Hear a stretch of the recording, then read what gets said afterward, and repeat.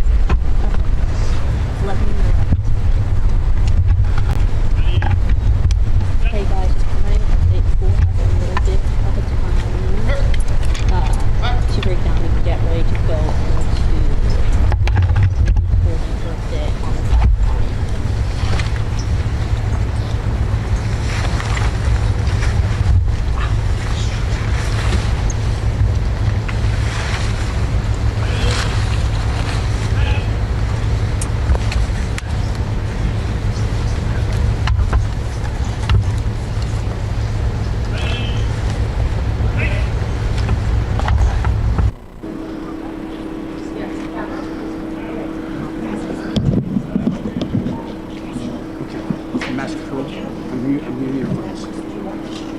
Okay, South should be on.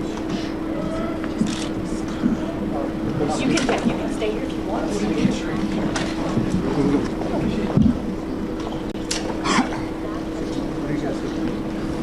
Are they doing a colonnade one? What's that? They doing a colonnade one? Yeah. So I'm just gonna sit here. Pick them up here. I'm gonna come in front of you so I can catch a little bit of that. What's that? I'm gonna come right here so I can catch a little bit of that. Yeah, that's fine. And then when you back up, it's that way. Sure. Or can I stay here if I'm out of your way? What's that? Yeah, you're good there. Because he should be walking down there.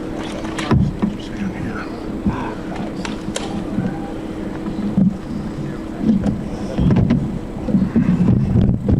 I'm gonna get back here. What's that? I know I'm it's just trying to. no matter what you're damaged.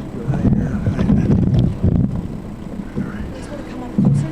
We're going to be in your shot. You guys wanna come over? Everybody's in the shot. Do you want to go over there? Well, What then is I'll this never shot? get back here for Yeah, this. I What mean, is this? we prefer to pick up. I'm going to pick it up right here. Okay, that's Coming fine. in. Yeah, that's fine. Whatever. And then you're going to back up. Like, I am. okay, awesome. Thanks, bud.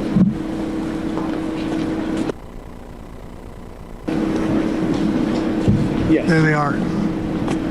Well, no. Yes. Oh, it was, but it's Caroline, I think.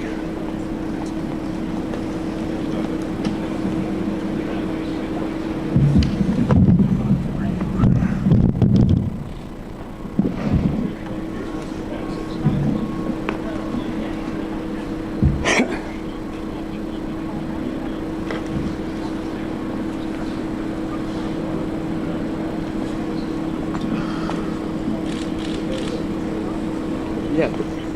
Yeah, there's no wrong.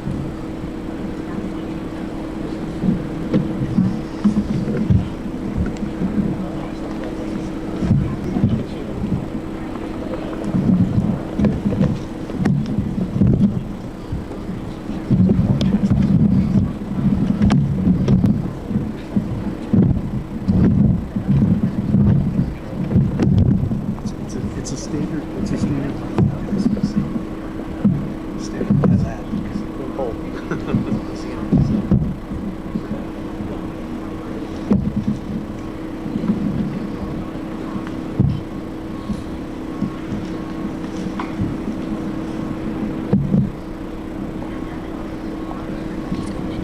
She's going into the local now. No? Well, not. Yeah, he's going to walk down. Yeah, right. Not me, yeah. Yeah. Yeah.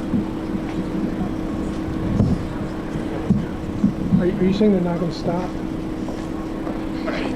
They're probably not stopping here.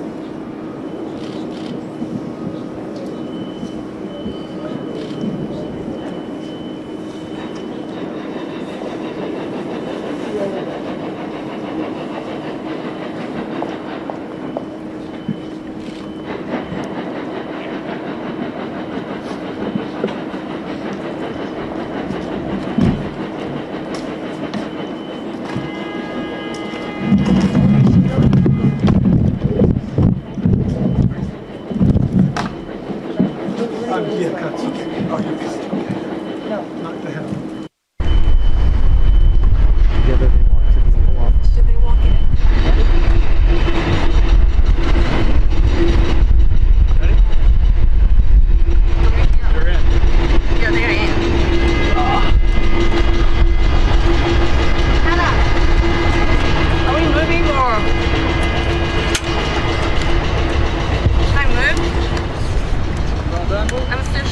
Yeah, no, we're good to move. Let's go. Good to move? Yeah, let's go. Let's go this way. Yeah. Yeah.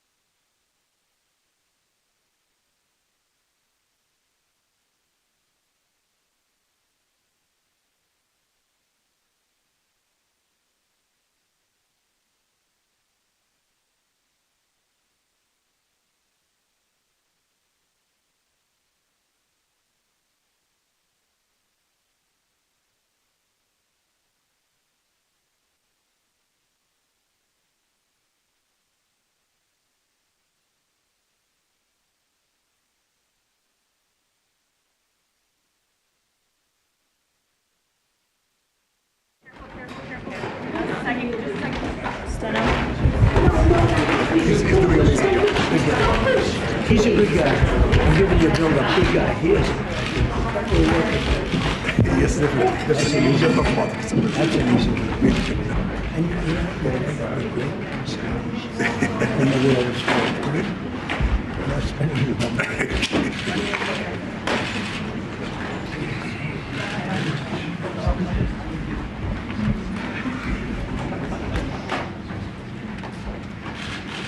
Well, thank you very much, everybody. We have a extremely respected man in the Oval Office today, and a friend of mine for a long time, a very good friend of mine. And I'm very proud of the job he's done. What he's done is incredible in terms of human rights and everything else. And he's the Crown Prince, the future king, and I just want to pay my greatest respect to your father, King, who is an amazing man. I met him early on. He greeted me at the airport at an age that was pretty high up there, and it was about 117 degrees, and he was standing on the red carpet as I came out of the plane. And he's amazing. And when I met his brilliant son, it was at the Oval Office. Shortly thereafter, you came in representing the country, and I called the father. I said, "This guy is fantastic." And I don't know if that helped you or hurt you, but obviously it couldn't have hurt too much because here you are, right? So we had a great meeting, and the office has changed quite a bit, and we inherited a mess. You actually told me you thought the country was in big trouble. I'm not going to use the exact word that you use. I refuse to say that you thought our country was dead a year and a half, 2 years ago, but our country was in trouble, and now we have the hottest country in the world. You said that also. And we do. We have the United States is right now the hottest country in the world. And between the tariffs and the election, November 5th election, we've done things that nobody can believe. $21 trillion will be the amount invested in the United States or committed to invest in 1 year. So I'm here 9 months. We're up to almost $18 trillion. Biden, as an example, the Biden administration, if you call it that, it's not, to me, it was the Biden lack of administration. They were less than 1 trillion for 4 years. We're going to be 21 trillion for 1 year. I think that's hard to believe. The biggest in history was a certain country, 3 trillion. We're going to be 21 trillion. On top of that, prices are coming down. We inherited a mess with high prices. The worst inflation in the history of our country. We had inflation that was a single 4 years, the worst inflation in the history of the United States. Gas prices through the roof, and that's after destroying our petroleum reserve, which was meant for wars and big emergencies, not to try and win an election. They opened up the reserve so that people get $3 less in gasoline, and it didn't work. They got about 3 cents less, because as big as those reserves are, they're peanuts when you're talking about that kind of traffic. And we're rebuilding the reserves. We're doing all of this, and we've done a job. We're also bringing down prices very substantially, and we've already brought them down very, very substantially. Gasoline is way down. I think you'll be seeing $2 gasoline, but we're now at $2.50, $2.45. Some are lower than that. It was $4.50, $5, $6, $3.50, $3.75, under Biden, all different numbers, but way high. And we have energy way down. But the biggest thing to me, because I know what it means in jobs, is the fact that we're at over $17 trillion, Scott, and we expect to be around $20, $21 trillion in 1 year. And that's many times bigger than in history. The highest number was $3 trillion. And we're going to be at 21 trillion. That means new plants, new AI, new auto plants. We have auto plants coming in from Canada, from Mexico, from Germany, from Japan. Toyota just agreed to invest $10 billion on new auto plants, all American workers. We've never been in a position like this. You can go back to the beginning. Our country has never been in a position like this. And it really is because of the fact that we use tariffs to bring all this money in. And you're going to see the results in a year when these plants start to open up. We have more plants under construction now than at any time in the history of our country. And these are big plants. These are the biggest plants anywhere in the world. And I want to thank you because you've agreed to invest $600 billion into the United States. And because he's my friend, he might make it $1 trillion, but I'm going to have to work on him. But it's 600. We can count on 600 billion, but that number could go up a little bit higher. Yes, sir. I don't know. We'll see. But we appreciate it very much. So Saudi is going to be investing at least $600 billion, and that means investments in plants, in companies, money on Wall Street, and what it really means for everybody that really counts is jobs, a lot of jobs. We have a lot of jobs. So I just want to thank you. We've been really good friends for a long period of time. We've always been on the same side of every issue. I think we've done a great job in wiping out the nuclear capacity of Iran. Nobody else could have done that. No other president would have done it. We had the pilots in the Oval Office right here. We were celebrating a very successful attack. So I had them in with that beautiful B-2 bomber that's over there. And they said, sir, for 22 years, we practiced this attack. Our predecessors, these were very young guys, so 22 years, they said our predecessors and us practiced the attack on Iran, but no president ever gave us the go-ahead. 3 times a year they went out and they practiced the attack. Nobody let us do it until you came along, and I let them do it because it was the right thing to do. You can't have a nuclear Iran. And so we put you in a very good position. But I just want to say it's an honor to be your friend, and it's an honor that you're here.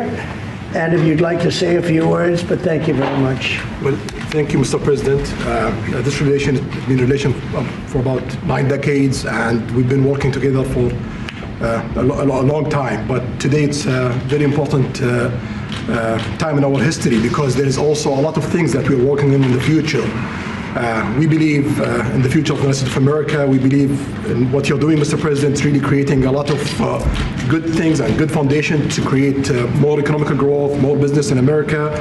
And it will also your work for the world peace. I believe, Mr. President, today and tomorrow we're going to announce that we are going to increase that $600 billion to almost $1 trillion of investment, real investment and real opportunity by details in many areas. And the agreement that we are signing today in many areas in technology, in AI, in earth materials, magnet, etc., that will create a lot of investment opportunities. So you are doing that now. You're saying to me now that the $600 billion will be $1 trillion. Definitely, because what we are signing it will facilitate that, and we I like that very much. Go ahead. You worked hard. No, that's great. I appreciate that. That's great. We're doing numbers that nobody's ever done. And in all fairness, if you didn't see potential in the U.S., you wouldn't be doing that. Definitely. You don't want to lose money. As you said, Mr. President, it's the most hottest country in the planet. But what you're creating is not about opportunity today. It's about also long-term opportunity in the United States of America that will affect American economy positively in the next coming decades. Preparing the right foundation of emerging technologies. That's a game changer for America in a good way, and we want to be part of it. Yeah, we're doing really well. And this, you don't see what we're doing so much because we have, although the construction industry sees it. If you look at Caterpillar, who's been incredible, the tractors, everything else, the numbers that we're doing in construction are unbelievable. Some of the plants that we're building, AI, and they're building their own electric with the plant. I gave them the right to build their own electric with the plant because no country, frankly, will have this. China's working very hard to produce enough electric, but we're beating China substantially at AI, which is a big thing. And we had a great meeting 2 weeks ago with President Xi, but on AI, we're doing well. And I have a man, David Rommel. Yes, sir. David, could you say a few words about what you're seeing on the job front and all of the some of the assets, and also how we've been helped by the Saudis in terms of the kind of investment they've made. Please. Yeah, most certainly. Thank you for the opportunity. I am a facility leader for GE Vernova, and if you look at the landscape for GE Vernova investment, over $750 million in the U.S. focused on true manufacturing jobs here stateside. We're looking at tripling the output of our Greenville, South Carolina facility, where we make the gas turbines that are supporting U.S. needs as well as the Saudi Arabia needs. Right. So real jobs, $300 million in gas investment, resulting in over 500 pieces of new equipment being installed in the Greenville, South Carolina facility. That translates into roughly 1,800 jobs across the board for GE Vernova as we try to scale capacity to be able to meet this demand. Along with that, we're partnering with local communities to build the skill set that's required to meet these capacity needs. So that talent pipeline is incredibly important. So it's real jobs in the manufacturing space. Well, you've been great, and thank you very much. And we love that state. I won that state by record numbers. I won a lot of states by record. Texas, a lot of them by Indiana. We're working with Indiana or something right now. We won that. We won a lot of them by records, but that was one of them. I want to thank you very much. Say hello to everybody. Great job. You're doing a great job. Thank you. So just in wrapping up, we'll take a couple of questions, but I want to just tell you what an honor it is to be your friend. And I very much appreciate the investment of now $1 trillion, okay? I'm glad you got that out. I didn't want to be the one to tell them, but that's great news. We keep increasing, Mr. President. I know. Each time the opportunities are just increasing more and more. Well, the opportunities, right? We're doing better. If even if you look back 6 months ago, I mean, all of a sudden you feel even better. So, and I think we're only going to go in one way. Does anybody have any questions? Mr. President, have you approved the export licenses for advanced chips to Saudi Arabia? The export licenses? We are working on that. We're negotiating that right now. Marco, do you want to talk about that, or Scott? Yeah, well, I mean, that's part of. We may have announcements on that later today, but that's what we've been working on is the mechanics by which something like that can be achieved, and it's part of the broader process, part of this broader engagement and cooperation between our two countries. Certain levels of chips. Yeah. And for the Crown Prince, Your Royal Highness, you're talking about $1 trillion of investment. Could the kingdom continue to do that with oil prices in the mid-60s? We are not creating fake opportunities to, please America or please President Trump. It's real opportunities.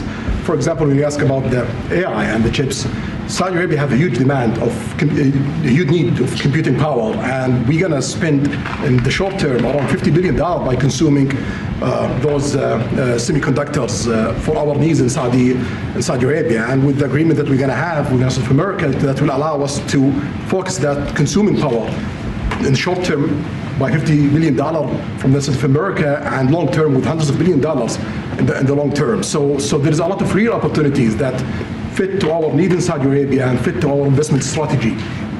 Mr. President, is it appropriate, Mr. President, for your family to be doing business in Saudi Arabia while you're president? Is that a conflict of interest?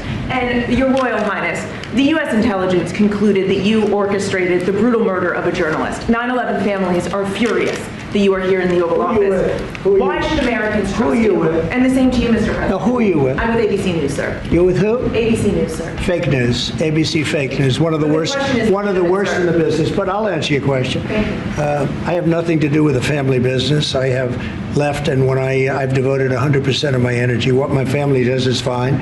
They do business all over. They've done very little with Saudi Arabia, actually. I'm sure they could do a lot.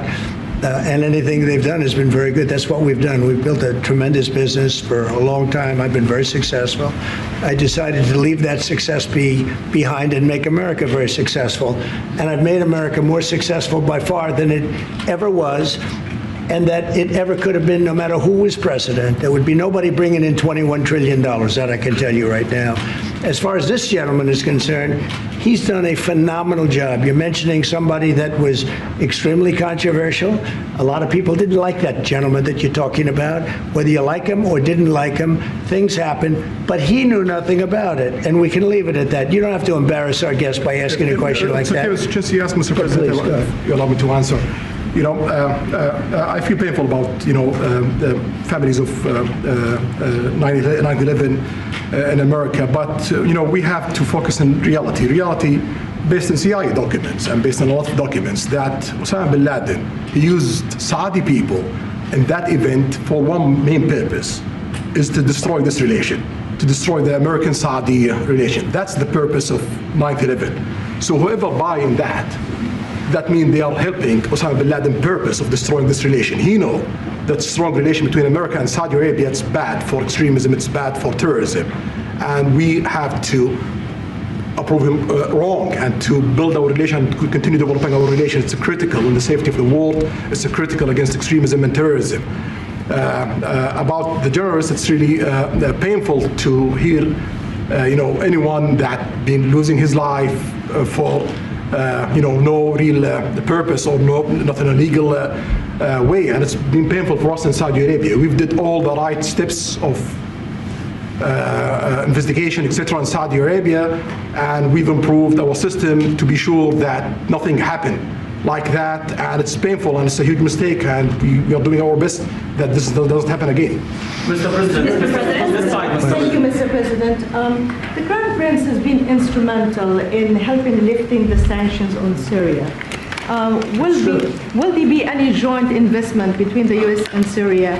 And will you visit Damascus? Are you from Syria? No, but Where are you from? I'm from Palestine. Oh, you're making a lot of progress, huh? Very good. Well, they like me. The Palestinians like me. The Palestinians are doing very well, actually. I think we're working very closely with a lot of people to make everybody happy, including Israel, the Palestinians, and everybody. That's very interesting.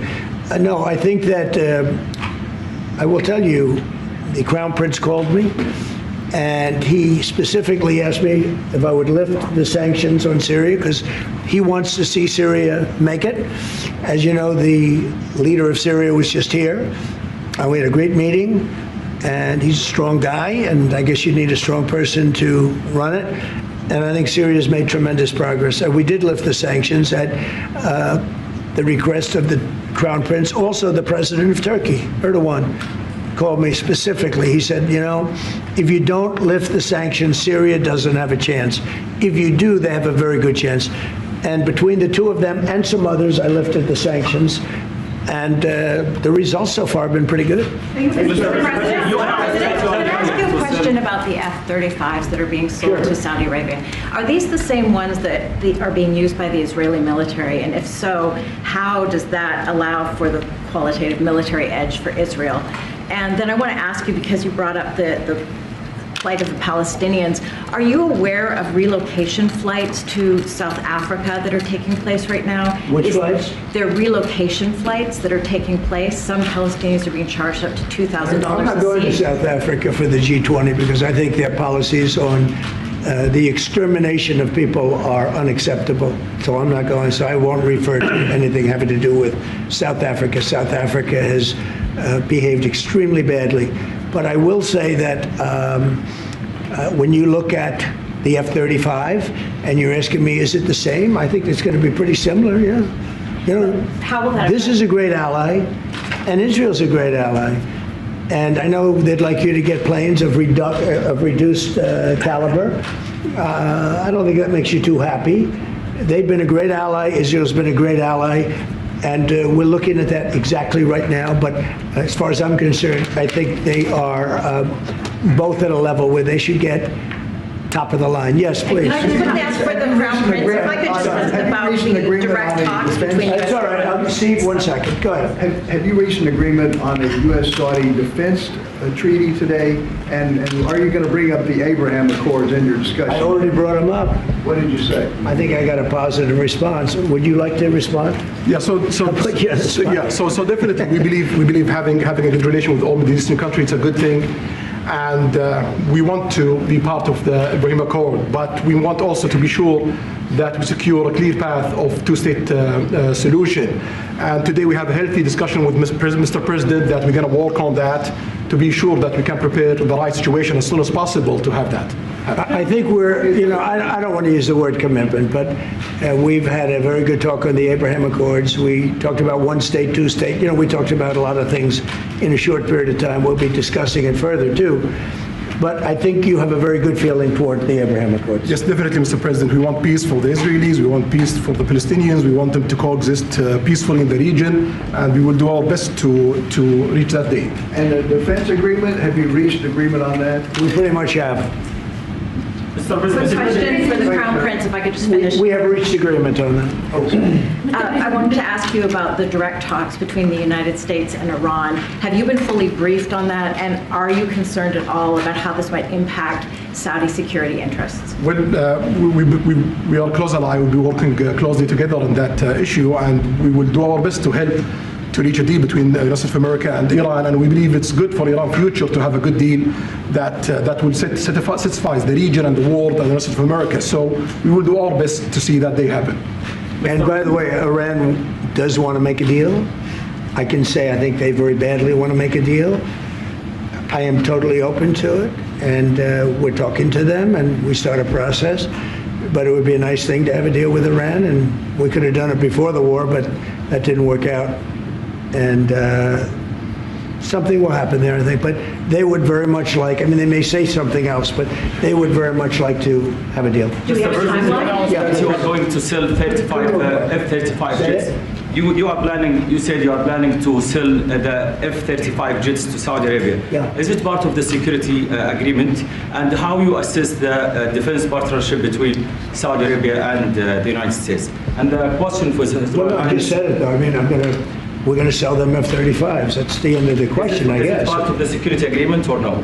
No, we're going to have a deal. They're going to purchase F-35s. They're buying them from Lockheed, and it's a great plane. We make, by the way, the best military equipment. You saw that during the Iran little skirmish. We make the best planes, the best missiles. We make the best defensive missiles. We make the best military equipment in the world. Nice.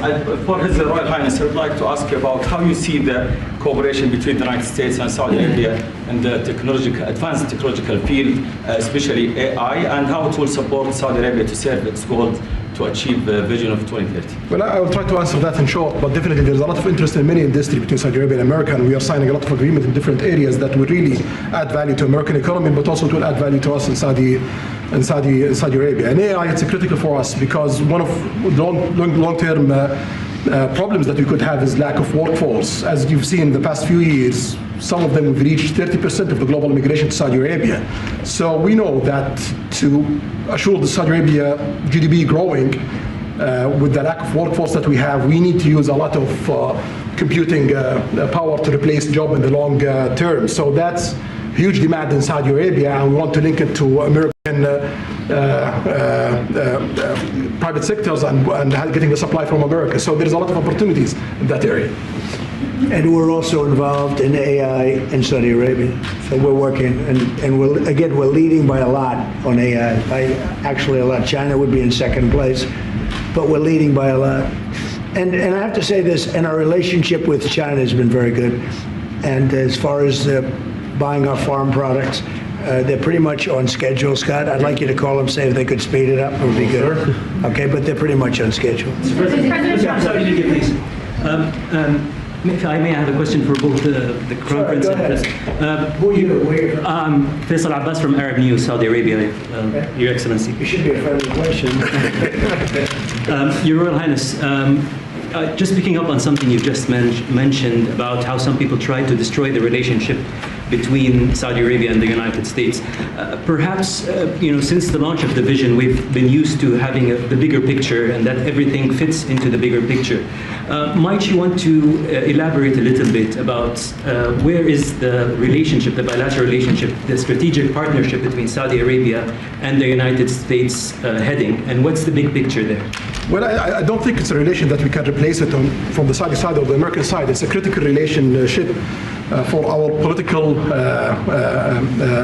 attempt, for our economical attempt, for our security, for our military, for many things. And it has been there for 9 decades, and the opportunities that we have today, it's huge, and it seems that it's going to get deeper in the next few decades. And what we are having today and tomorrow with President Trump, it's really a huge new chapter in this relation that will add value to both of us. When you think about it, I'm just sitting here, you're with the future king, a man who's respected by everybody, a man that doesn't have to be doing this, really. I don't have to be doing it either.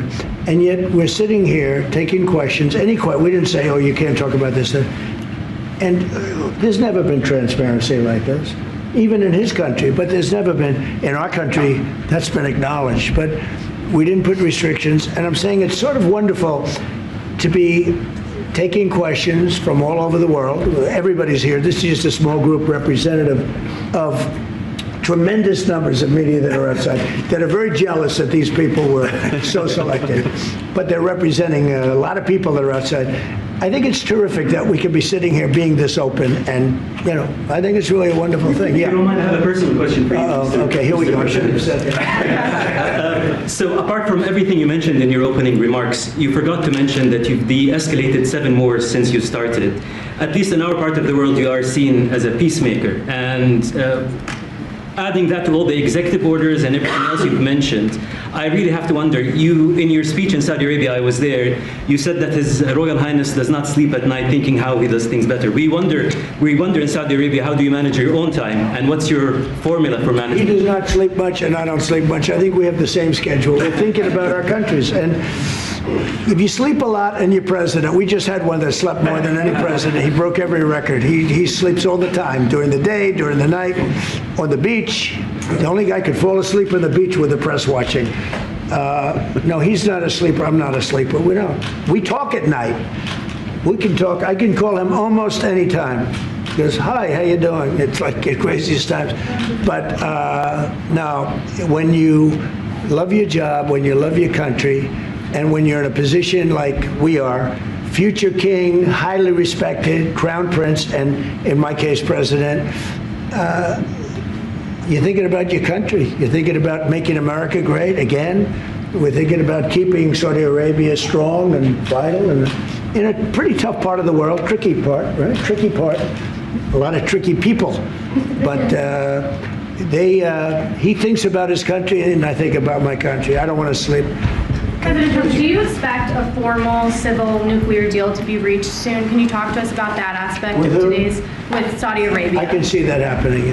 Do you think that an agreement will happen today? It's not urgent. It's always when you have civil nuclear, but you have more oil than almost anybody else. We actually have more oil and gas than they do, but I refuse to say that. And We have more than anybody. Can you imagine? And on the F-35s, are those sales, Israel had reportedly wanted those sales to be conditioned on Saudi Arabia moving to normalized relations. Israel will be happy. Israel is going to be Is that a happy. condition of the F-35? Israel's aware, and they're going to be very happy. Okay? Yeah, please. Hello. Hi, hello. My name is Amal Hazani from Sharq al-Awsat newspaper, from Riyadh, of course. I have a question for the Crown Prince and for you, Mr. President.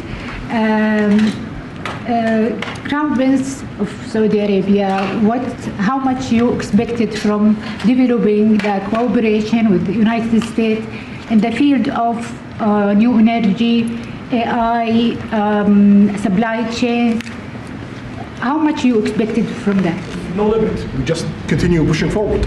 There's no limit. So we just push forward for all the opportunities that we have. You have to understand, this is really a great ally.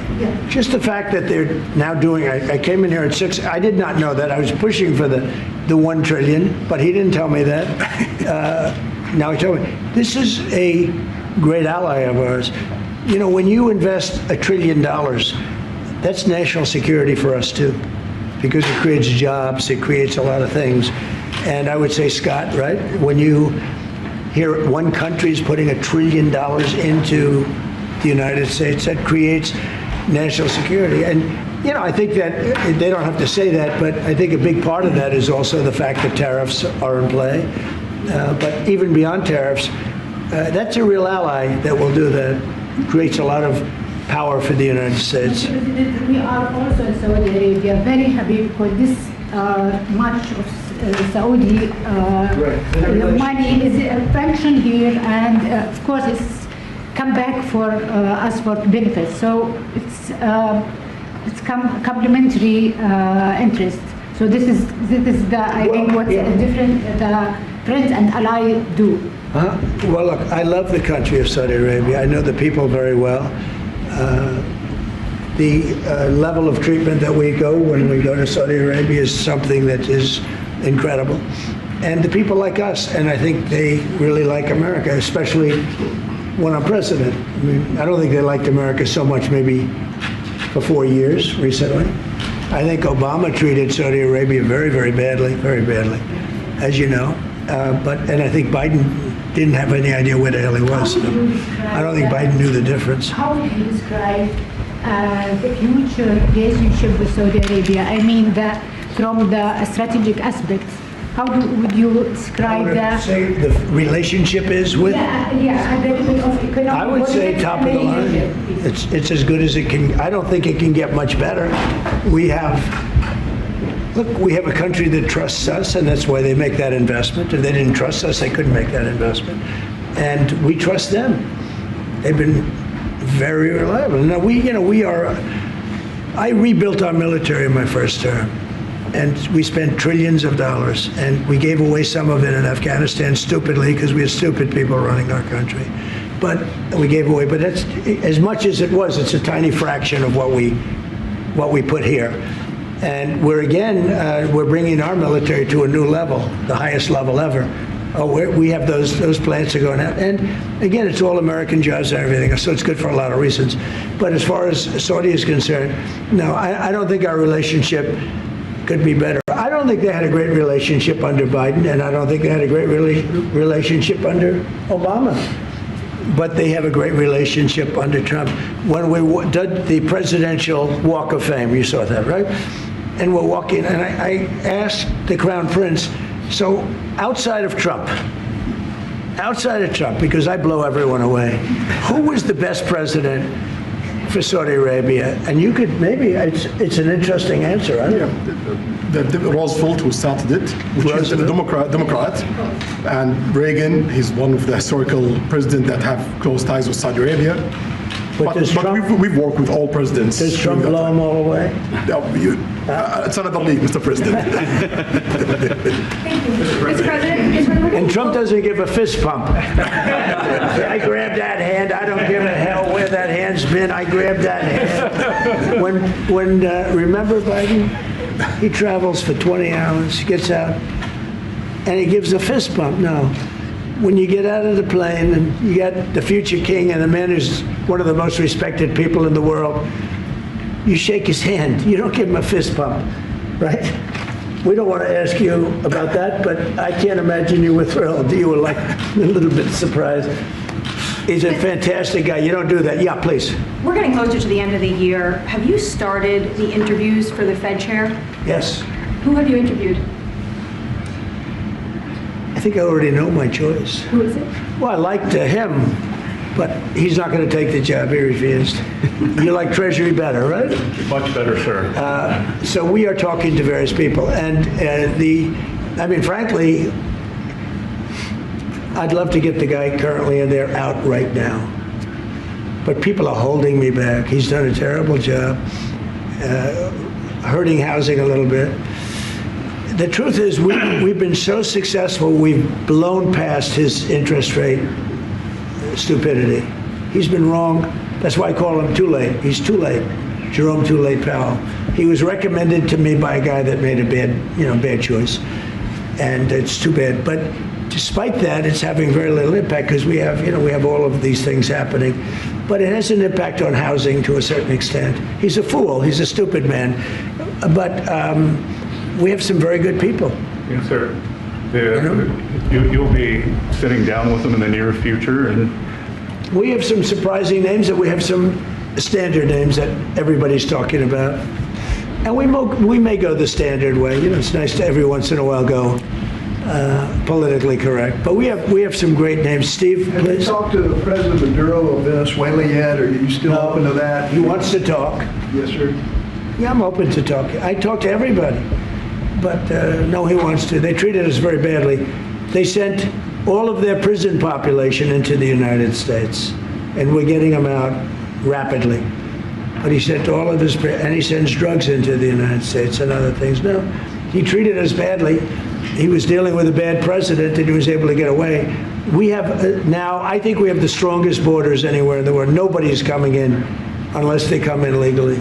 We're taking very weak borders where millions of people came in. For the last 6 months, I don't do these reports. They say 0 people have been able to come in. Is that pretty good? Mr. President, why wait for Congress to release the Epstein files? Why not just do it now? It's not the question that I mind, it's your attitude. I think you are a terrible reporter.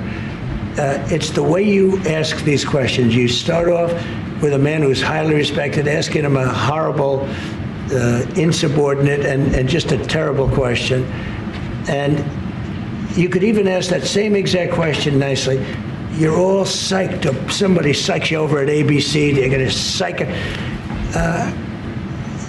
You're a terrible person and a terrible reporter.